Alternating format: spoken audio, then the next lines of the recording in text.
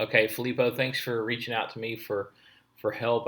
You've got a great golf swing, man. You do a lot of things really well, but I do see some potential issues that would, lend itself to you hitting some overdraws and kind of some pull draws that you spoke about in your email. So let's get into it for a second and kind of take a look. But I would say from an arm structure standpoint, you're pretty dialed in here. I really like this first move where, you've got the club face in a great position. The wrist alignments are good. You're getting a lot of depth to your hand path. I would say you're on the side of a lot of depth to the hand path here, which is fine. The club's going to be very shallow and you can play from there, but it's going to be very, very much a draw alignment that will need to be kind of matched up with something later in the downswing. And that move, that matchup is what I'm going to focus on in this lesson because that's the part that you seem to be missing here. So again, anytime we've got this much depth to the hand path, we're going to need to match that up with a very dynamic rotary pivot in the downswing. And again, that's what you're missing. So how have I come to that conclusion is, once you transition the club, because you're in a beautiful spot at the top. When I look at this lead arm parallel to the ground position, so somewhere about right here, there's a couple things that stand out to me. Number one, your lower body is very, very closed. And what I mean by that is at this point, the right leg should basically be covering or hiding the left leg. That means the pelvis should be much more rotated open than it is right now. An example would be this golfer over here on the right. Excuse me. Very, very similar depth to the hand path that you had in the backswing.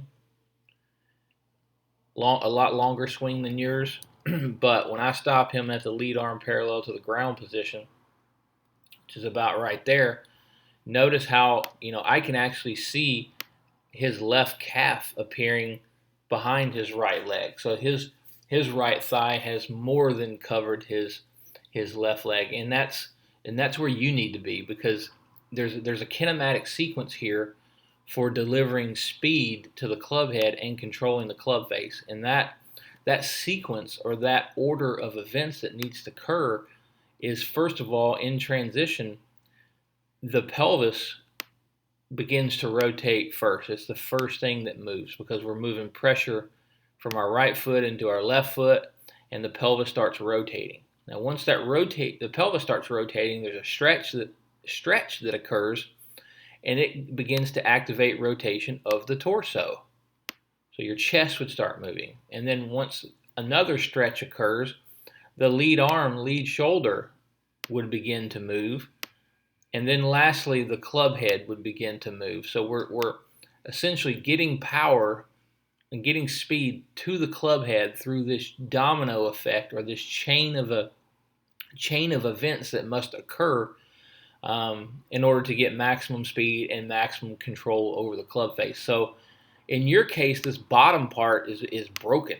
Like this pelvis is not functioning the way that it should. You've made a great backswing. You've done all the right things in the backswing, but this pelvis isn't helping us out on the downswing, and it's staying closed. Again, I'll delete all this stuff so you can see the frame of reference that I'm looking at. So when the lead arm's parallel to the ground here, I can still see a lot of your left leg, left thigh here, and the shoulders are very, very closed at this point. So we have to start asking the question, why? Why is the pelvis closed? This is a high-level athlete who's a good golfer. Why would he, you don't have the club. Typically when I see people that are stalling out their lower body, it's because the shaft is very, very steep up here. And they have to buy time for the club to shallow, but you're not that way. You're in a very shallow position. You're actually in a position of being too shallow for the amount that your pelvis can rotate. So we got to look deeper and figure out like why is his pelvis not opening up. And so when I look at your face on view, it all makes sense to me. It's all adding up to, okay, here's the reason why he cannot get open. And so I'm going to zoom this in very close because I'm not really worried about seeing the club at the top. I just want to zoom in on your pelvis. And I'm going to use this 3D model over here on the right to illustrate some of my points here. So the first thing I want you to notice is when you make a backswing, you have very, very limited movement of your lower body, particularly this left knee isn't moving a lot in this direction, and the trail leg isn't extending or straightening very much. And it should be. We should be facilitating rotation of the lower body by a number of things. So first of all, this left knee needs to internally rotate. This trail leg needs to extend. And you need to think of it as I need to be lifting the right side of my pelvis as I'm rotating to the top of the backswing. And you can see very, very clearly that you have not done that. If I drew a line across your belt loops there, your pelvis very, very much looks like this. It's tilted. You're in what we call right pelvic tilt at the top of the backswing. And that usually stems from someone who's kept or maintained too much flex in the right knee.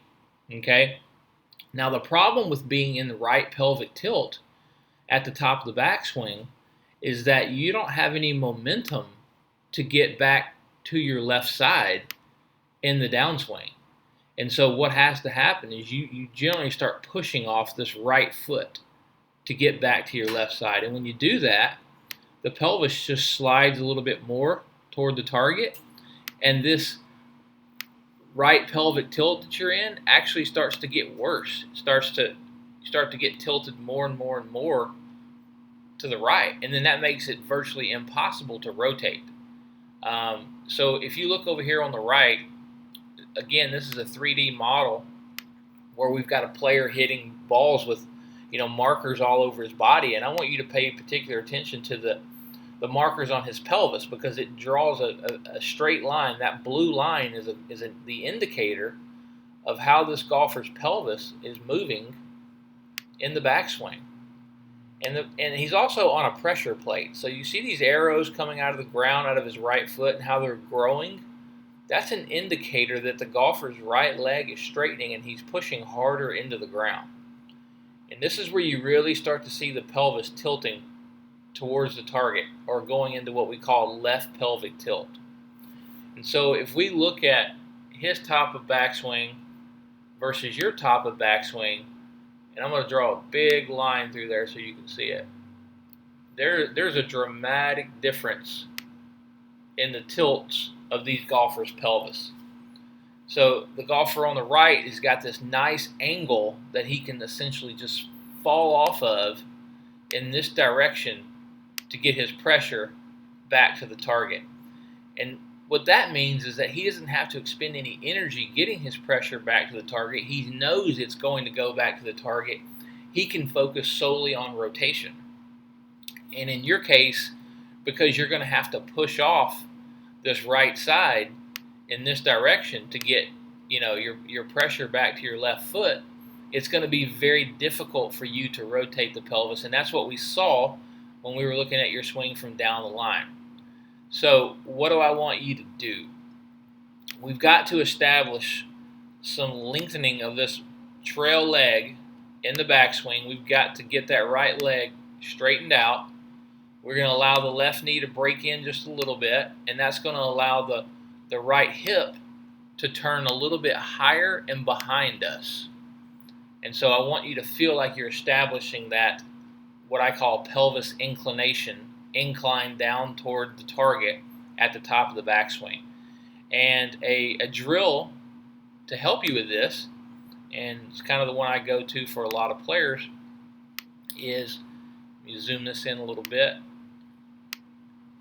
You're going to put a stick through your belt loops, and you're going to put another stick on about a 45-degree angle relative to the target line or the ball line. So this would be straight to the target here.